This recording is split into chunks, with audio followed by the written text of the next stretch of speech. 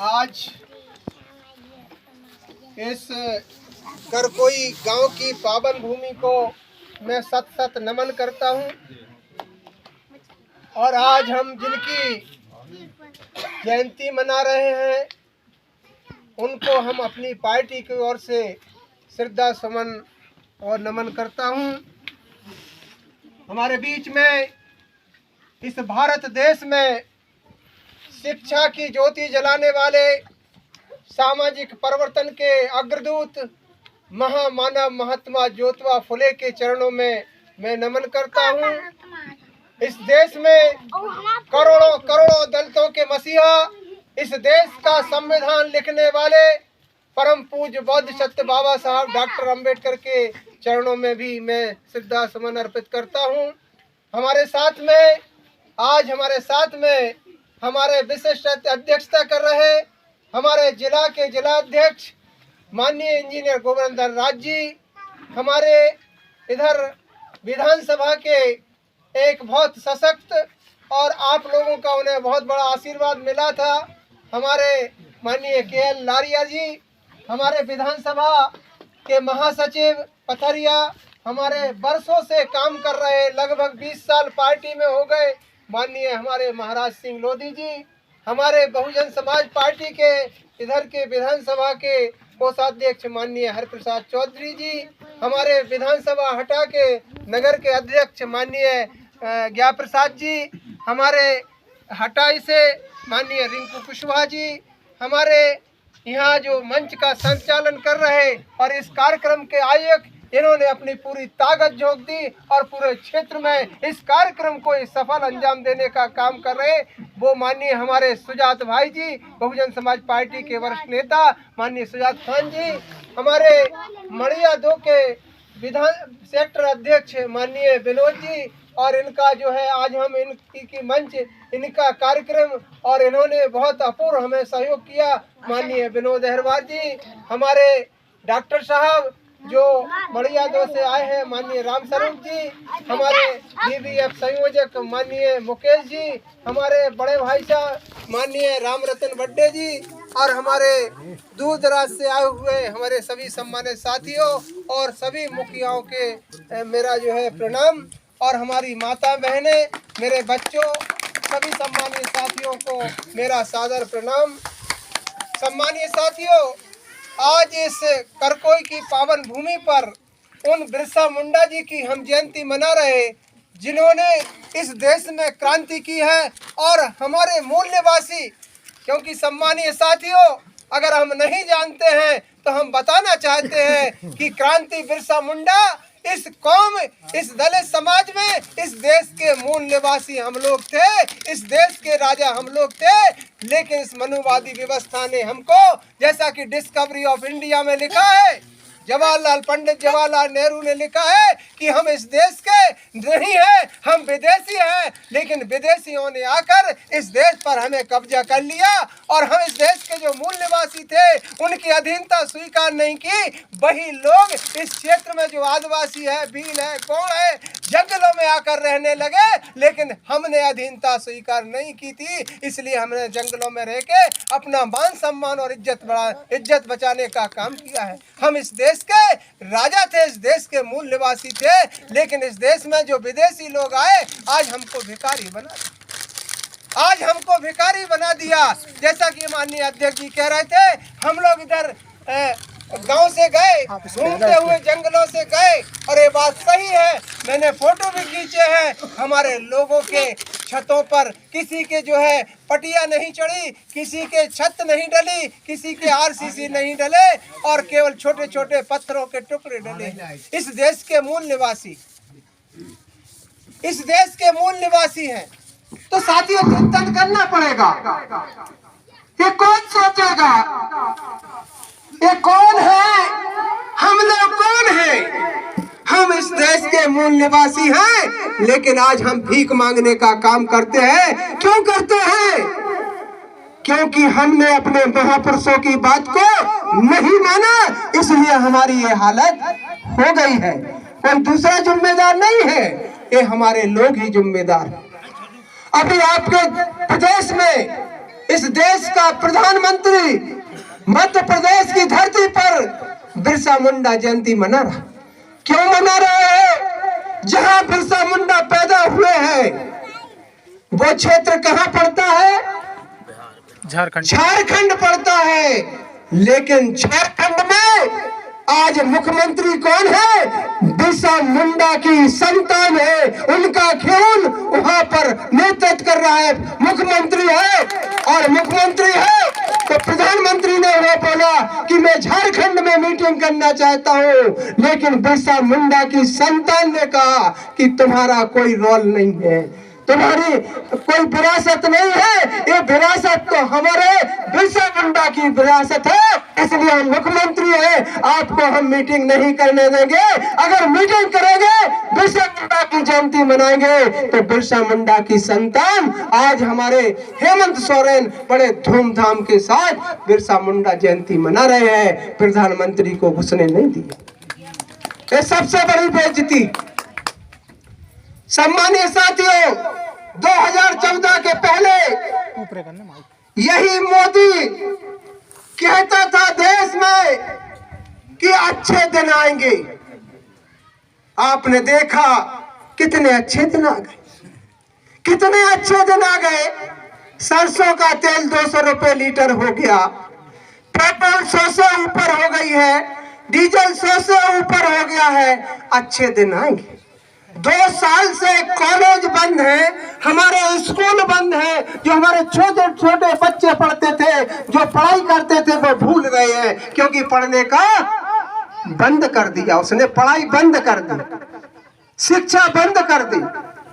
और मेडिकल और engineering college में आरक्षण बंद कर दिया। कोई भी आदिवासी समाज का भाई, कोई भी आदिवासी समाज का बेटा या अनुसूचित जाति के बेटे, चमार कोरी काची गड़रिया के बेटे अब जो है उस पर जो है हमारे इंजीनियर और डॉक्टर नहीं बन सकते, क्योंकि उन्होंने प्राइवेट जैसी स्थिति कर दी है। ना हमारे 50 लाख होंगे, ना 40 लाख होंगे, तो हमारा आदमी, हमारा भाई, हमारा लड़का, हमारा भतीजा कभी डॉक्टर और इंजीनियर नहीं बन सकता।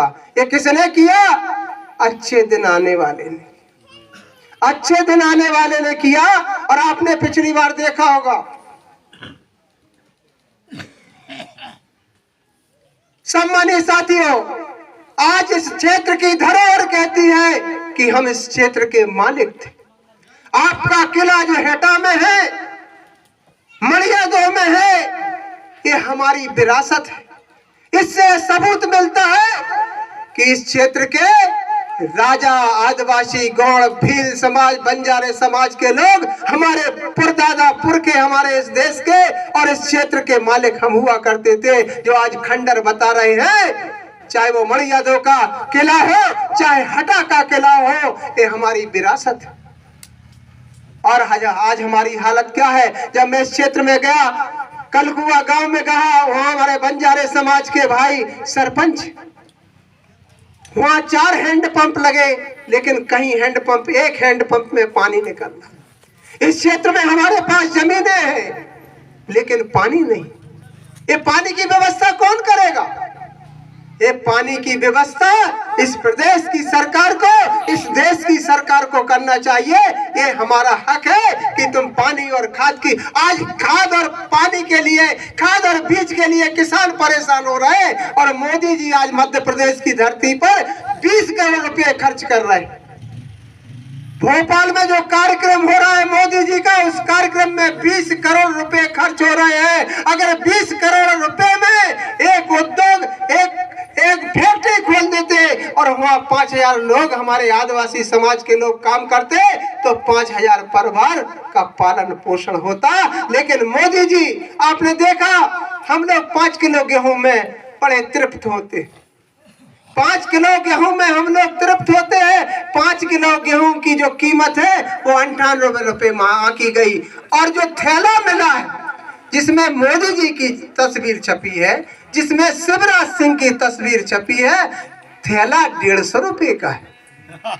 थैला की कीमत 150 रुपए है, क्योंकि मोदी जी का प्रचार करना है, शिवराज सिंह का प्रचार करना है।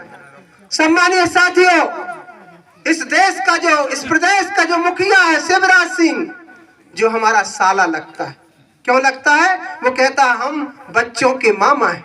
अब बच्चों के मामा हुए तो हमारे साले हुए, हमारे साले हुए। कभी साले साहब इस क्षेत्र में आए कि क्या आदिवासियों की स्थिति है, हमारे जीजा और भांजियों की क्या स्थिति है, कभी भ्रमण किया? क्या इस क्षेत्र का जो विधायक है वर्तमान, क्या उसका आप लोग नाम जानते हैं? आज मैं समझता हूं नहीं जानते। क्यों नहीं जानते हैं? क्योंकि वो हमारे बीच में केवल एक दिन आता, और हमारे बीच में एक दिन आता है। इस पार्टी के संस्थापक मानवर कांसीराम साहब ने कहा था, ये बहुजन समाज के लोगों, हमें ना बिकने वाली समाज और ना बिकने वाले नेता चाहिए। लेकिन हमारे लोग तो क्या है, हमारे लोग तो डलिया में रख के वोट बेचने का काम करते हैं। भाई 5 साल दारू आप अपने पीते हैं, घर की पीते हैं, गांठ की पीते हैं, अगर 2 दिन पी लेते तो वोट हमारे उधर चले जाते हैं। हमें वोटों को नहीं बेचना। आज बिरसा मुंडा की जयंती पर हमारे सभी जितने लोग बैठे ये हाथ उठा के सौगंध खाए कि हम बिकना बंद कर देंगे।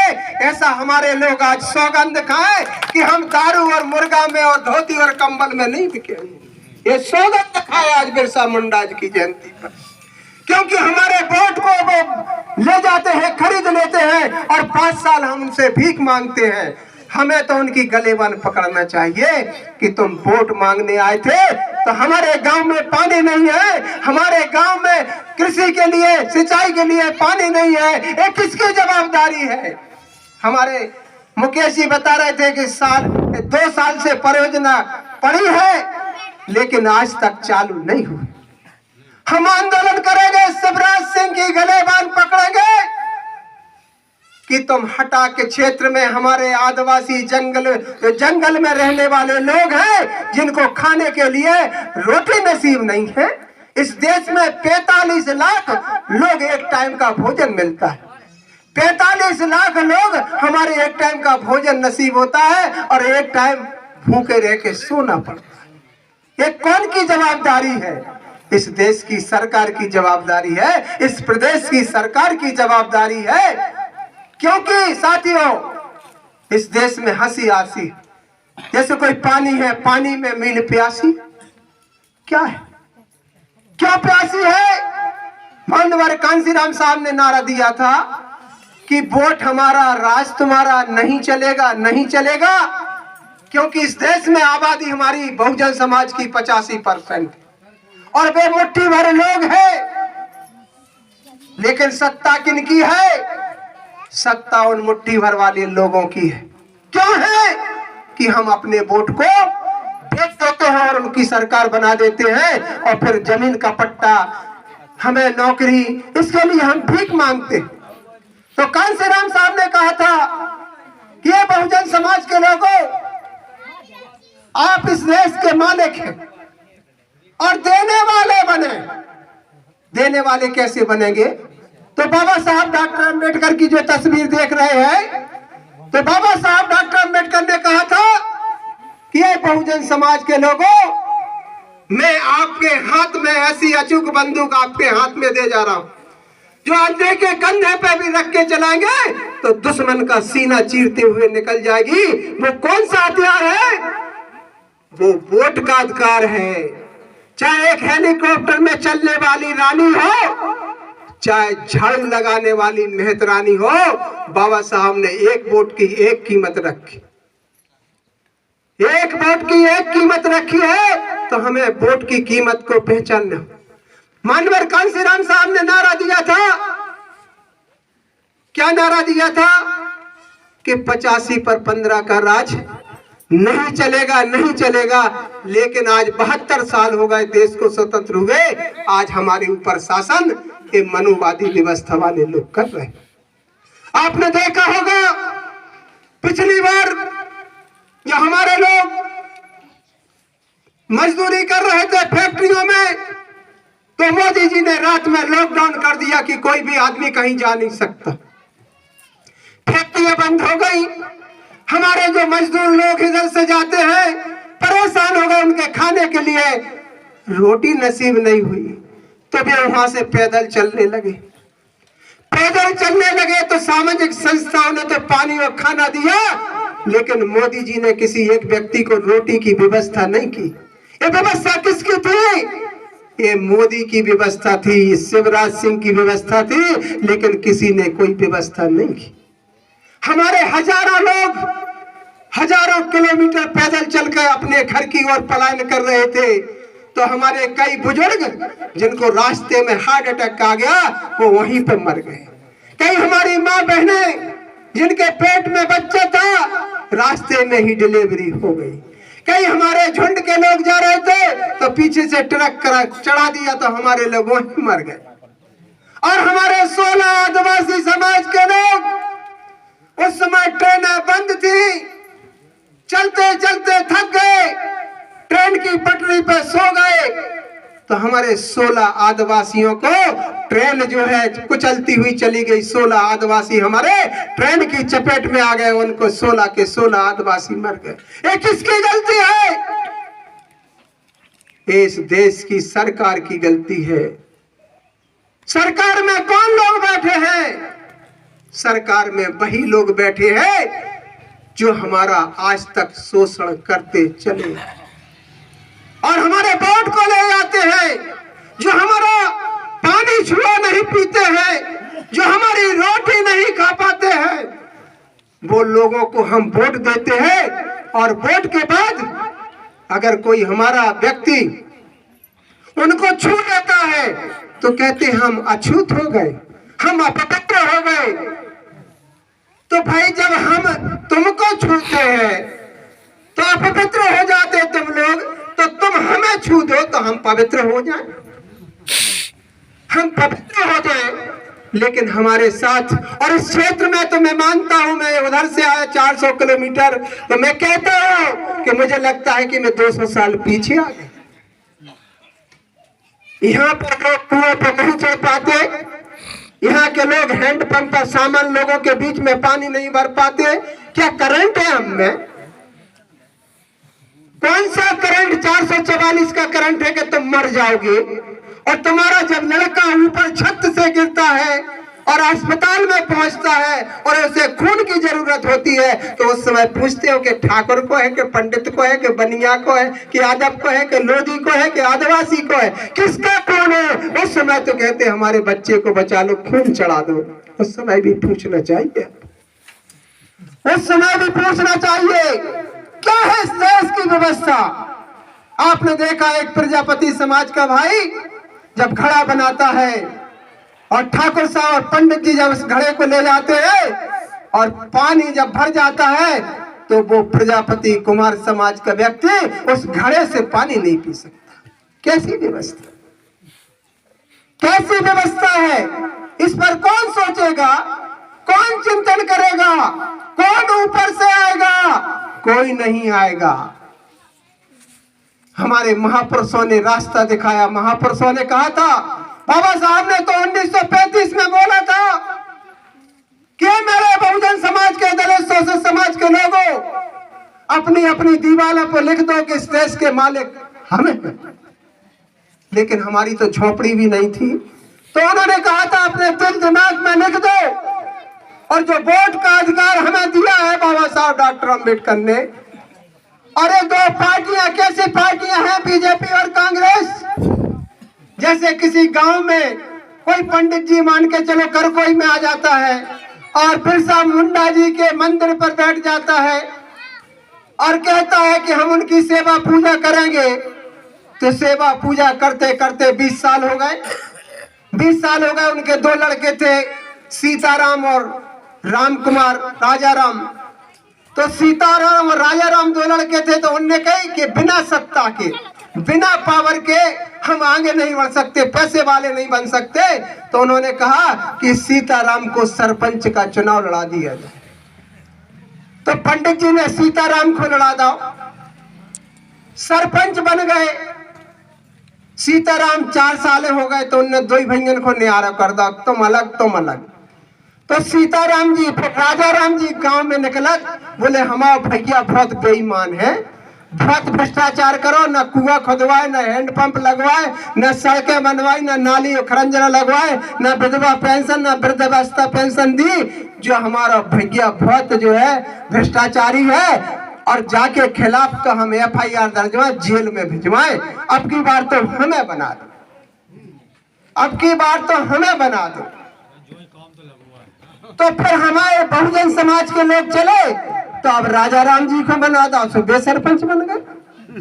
तो ऐसे ही कांग्रेस और बीजेपी पार्टियां हैं, एक ही सिक्के के दोनों पहलू हैं। हमारे लोग सोचते जो खराब सो जाए बना दो, जो खराब सो जाए बना दो। सरकार उनकी है। आपने देखा है वर्तमान में हमारे राजा का किला पड़ता है सिंधिया का। सिंधिया की मताई राजमाता सिंधिया बीजेपी की थी और उसका बेटा मनोहर सिंधिया कांग्रेस का था। आज आपने देखा सोनिया गांधी कांग्रेस की है और उनकी देवरानी मेनका गांधी बीजेपी की मंत्री। तो देश में ऐसे 50 राज परिवार हैं। दिग्विजय सिंह देख लो, दिग्विजय सिंह कांग्रेस के, उनके भैया लक्ष्मण सिंह बीजेपी में सांसद थे। तो इस देश में 40-50 राज परिवार है। चाचा इधर, भतीजा इधर, मताई इधर, बेटा इधर, नाना इधर, पोता इधर। अब सरकार आप किसकी बनाएंगे? सरकार तो उन्हीं लोगों की बन रही है। तो सम्मानीय साथियों, इसलिए मनवर कांसीराम साहब ने सोचा था कि इस देश की आबादी वाले लोग हुक्मरान कैसे बने, सत्ताधारी कैसे बने। तो उन्होंने संविधान में वोट का अधिकार दिया। वोट के अधिकार पे सरकारें बनती, सरकारें बिगड़ती। लेकिन हम लोग छोटे से पाउच में बिछ जाते, कंबल और धोती में बिछ जाते, साड़ी में बिछ जाते हैं। अब ये घटना है यहाँ की, दमोह में राहुल सिंह चुनाव लड़ रहे थे। बीजेपी ने लगभग 50 करोड़ खर्च किए। तो एक बाबा जी के पास पहुंचते बीजेपी के लोग कि दादा तुम्हारे घर में क्या वोट है? बोले 5। तो बोले 5,000 ले लो और 5 वोट हमें देना। दादा बोले हमें नहीं चाहिए, एक काम करो बेटा, एक गधा खरीद के हमें दे दो। वे पहुंचते हैं गधा खरीदने, तो गधा 25,000, 30,000, 35,000 का बिकता है। तो वे लौट के आए कि दादा गधा तो बहुत महंगा है। तो बोले कितने कीमत है गधा की? बोले 25-30,000। तो बोले फिर हम तो आदमी हैं, जब गधा की कीमत 30,000 है तो हमारी कीमत तुमने 5,000 रखी। तो कहने का मतलब है कि जब हम नहीं बिकेंगे तो दुनिया की कोई ताकत हमें नहीं खरीद सकती। तो हमने अपने वोट की कीमत को पहचानना। अभी आपने देखा, अभी मार्च से लेके मई तक लॉकडाउन रहा। हमारे इस देश में पिछले लॉकडाउन और अभी में 45 लाख लोग इस दुनिया से चले गए। तो मोदी जी ने कसम खाई है कि हम इस देश की गरीबी को खत्म नहीं करेंगे, हम गरीबों को ही खत्म कर डालेंगे। न गरीब रहेंगे न गरीबी रहेगी। तो मोदी जी का प्रण। और मोदी जी ने इस देश की 93,000 मैट्रिक टन गैस ऑक्सीजन विदेश में भेज दी, विदेश को दे दी। यहाँ की दवाइयाँ पानी दी, यहाँ का इंजेक्शन विदेश को भेज दिया। पानी लाओ, पानी, अरे पानी लाओ। तो आपने देखा कि हमारे कई साथी ऐसे बैठे होंगे जिनके रिश्तेदार, जिनके भाई, जिनके भतीजे, जिनके मामा, जिनके फूफा, कई रिश्तेदार हमारे इस जो है कोरोना में खत्म हुए। कई लोग होंगे तड़प तड़प के मर गए, ऑक्सीजन नहीं मिल रही। कहाँ है मोदी जी? कहाँ है शिवराज सिंह जी? भोपाल में लाइन लगी थी अर्थियों की, और हमारे प्रियजन की, हमारे चाचा हो, हमारे भाई हो, हमारे बाप हो, हमारा बच्चा हो, 14 घंटे में हमारे अंतिम संस्कार की वो जो है लाइन आती थी, हमारी जो है नंबर आता था। हम लोग इंतजार करते।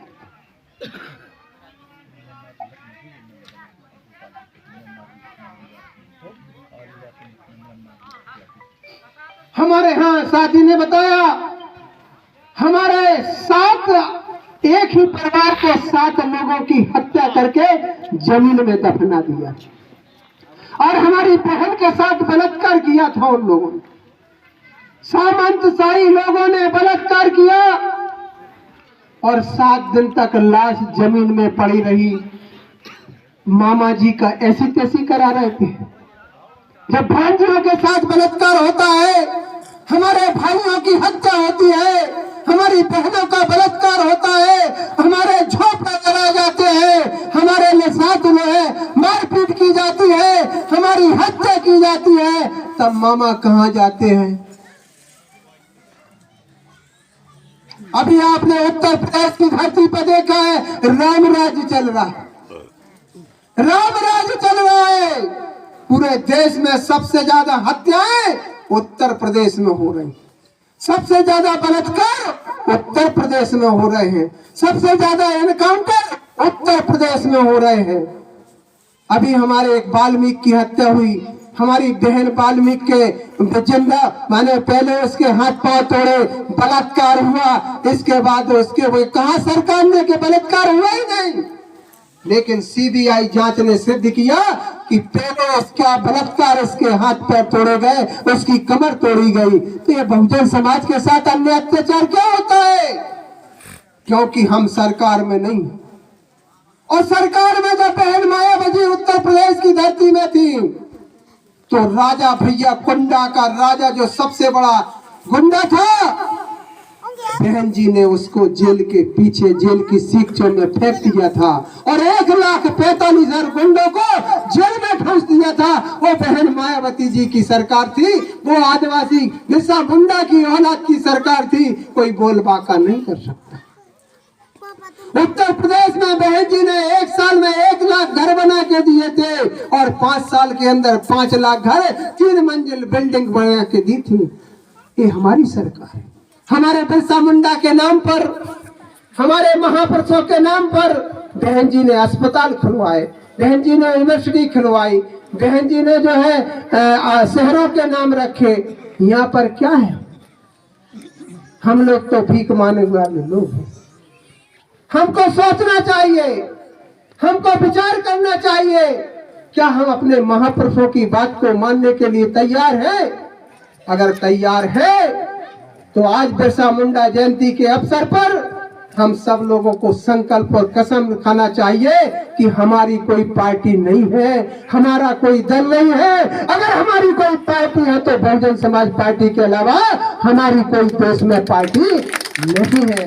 अगर हमारा भला हो सकता है, अगर हमारा उद्धार हो सकता है, अगर हमारे लड़के डॉक्टर, इंजीनियर, कलेक्टर बन सकते हैं, अगर हमारे जो है अस्पताल बन सकते हैं, हमारे स्कूल बन सकते हैं, तो बहुजन समाज पार्टी के अलावा हमारा कोई भला करने वाला नहीं है। तो आज हमें संकल्प लेना चाहिए। सम्मानीय साथियों, काफी टाइम हो रहा है, लोग हमारे काफी मुखिया चले गए हैं, तो मैं चाहता हूं हमारे इस बिरसा मुंडा जयंती को जैसे हम दिवाली मनाते, हमारे दिए जलना चाहिए, हमारे पकवान बनना चाहिए, हमें बच्चों को नए नए कपड़े पहनाना चाहिए, हमें खुद नए कपड़े पहनना चाहिए। हमारी जो झालर दिवाली को डरती है वो बिरसा मुंडा की जयंती पर झालर करना चाहिए, क्योंकि हमारी वो जयंतियां नहीं, जिनको हम मानते हैं वो हमारे नहीं है। हमारे महापुरुष तो बिरसा मुंडा जी। हमें करना पड़ेगा, हमें करना पड़ेगा, हमें जानना पड़ेगा। और मैं आज आपसे कहना चाहता हूं कि हर घर में हमारे बिरसा मुंडा जी की तस्वीर होना चाहिए, जिससे छोटे बच्चे पूछे ये कौन है, तो हम फक्र से बता सके हमारे समाज के मसीहा है, हमारे समाज के भगवान है। जब आप चमार समाज के बीच में जाएंगे तो बाबा साहब डॉक्टर अंबेडकर की तस्वीर, फुले साहब की तस्वीर, पेरियर साहब की तस्वीर मिलेगी। तो बच्चे छोटे होते हैं तो पूछते हैं ये किसकी तस्वीर है, तो हम बताते हैं ये हमारे महापुरुषों की तस्वीर। इनने क्या किया आपने देखा होगा, बाबा साहब डॉक्टर अंबेडकर की फोटो हर जगह लगी, हर जगह लगी हुई है। और क्या इशारा है? उंगली है। और उंगली से इस देश के लोग परेशान कि बाबा साहब तो उंगली ही करे। उंगली से परेशान है तो लोग उंगली तोड़ देते हैं, बाबा साहब का हाथ तोड़ देते हैं। लेकिन बाबा साहब की विचारधारा को कोई खत्म नहीं कर सकता, क्योंकि बाबा साहब तो इंग्लैंड में है, बाबा साहब तो जापान में है, बाबा साहब तो चीन में, पूरे विश्व में 126 देशों में जयंती मनाई जाती बाबा साहब की। और यहाँ तक कि जो हमारा लोग मानते हैं कि पाकिस्तान हमारा दुश्मन है, लेकिन पाकिस्तान के अंदर भी बाबा साहब डॉक्टर अंबेडकर की जयंती मनाई जाती है, किसी महापुरुष की जयंती नहीं मनाई जाती। दूसरा, मैं अंधविश्वास पे एक कह के और अपनी बात खत्म करूंगा। क्या है कि हमारे लोग अंधविश्वासी, क्या है, एक गांव में एक मंदिर बन रहा था, तो हमारा दलित समाज का कारीगर था और एक मूर्ति को बनाया, 10-15 एक महीना लग गया। और एक महीने के बाद मूर्ति का उद्घाटन हो गया, मूर्ति में प्राण प्रतिष्ठा हो गई। और इसके बाद वो मिस्त्री आया तो अंदर चला गया मंदिर में, तो पंडित जी कहते हैं कि तुमने अपवित्र कर दो, मूर्ति को अपवित्र कर दिया, बोले तुम अंदर घुस गए। बोले तुम आप अंदर घुस गए। तो बोले महाराज हमें तो दो मूर्ति बनाई, हमने पवन में बजा के टाकी से छोटी छोटे पीस करके बढ़िया तैयार की। बोले नहीं, क्या है कि प्राण प्रतिष्ठा हो गई, और प्राण प्रतिष्ठा के बाद आप आए तो बोले अपवित्र हो गए। तो माने कही महाराज क्षमा करो, गलती हो गई, अब ना घुसे, अब ना घुसे। इसके बाद क्या होता है, 15-20 दिन के बाद वो पुजारी जी का लड़का खत्म हो जाता है, अपने साथी है कोई बात नहीं, पुजारी जी का लड़का खत्म हो जाता है। और वही मिस्त्री वही कारीगर उस गांव में पहुंचता है, तो पुजारी जी के इधर भीड़ लगी रहती है। तो पुजारी जी के इधर भीड़ लगी तो पूछता है कि क्या हो गया है। बोले पुजारी जी का लड़का खत्म हो गया। तो वो मिस्त्री वो कारीगर पंडित जी के पास, पुजारी जी के पास जाता है, कान में कहता है कि पुजारी जी आपका लड़का तो आज ही रात के खत्म भाव, जा में तुम प्राण प्रतिष्ठा कर दो। जब पत्थर की मूर्ति में तुम प्राण प्रतिष्ठा कर सकते हो तो जो हाल को मरोबा, जा में प्राण प्रतिष्ठा कर दो। तो कहीं कुछ नहीं, हम लोगों को इस मनोवादी व्यवस्था ने हमको उलझा के रखा, हमको बेवकूफ बनाया है, अंधविश्वास में ढकेला है। कहीं कुछ नहीं, कहीं कुछ नहीं है दुनिया में। अगर दुनिया में है तो हमारे महापुरुष, और महापुरुषों की विचारधारा पर चल जाएंगे और हम उनकी बात को मानेंगे। जो हमारे पढ़े लिखे आदिवासी भीलगोड़ समाज में है, उन्हें वीर बिरसा मुंडा जी की किताब को पढ़ना चाहिए, हमें बाबा साहब डॉक्टर अंबेडकर बनाए हुए संविधान को पढ़ना चाहिए।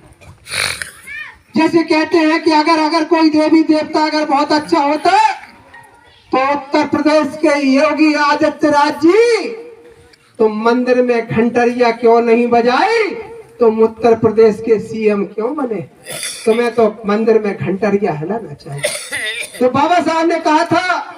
और जो इशारा है, जो स्टैचू लगी रहती है, और दिल्ली में संसद के सामने स्टैचू लगी है, उसके नीचे क्या लिखा है कि ये मेरे दलित शोषित समाज के लोगों, इस सत्ता रूपी मंदिर पे अधिकार कर लो, तभी तुम्हारा कल्याण होगा, वरना कल्याण होने वाला नहीं है।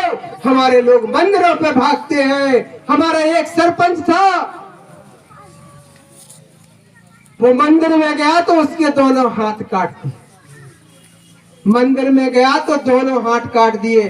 तो भाई जहां तुम्हारी पिटाई होती है, जहां तुम्हारे हाथ काटे जाते हैं, जहां हमारी माँ बहनों और बच्चियों के साथ बलात्कार होते हैं, हम ऐसी जगह क्यों जाए? हम अपने महापुरुषों को क्यों नहीं मानते, जिन्होंने एक रास्ता बताया, एक मार्ग दिया, एक मिशन दिया? हम अपने महापुरुषों को मानना चाहिए, महापुरुषों की बात को मानना चाहिए।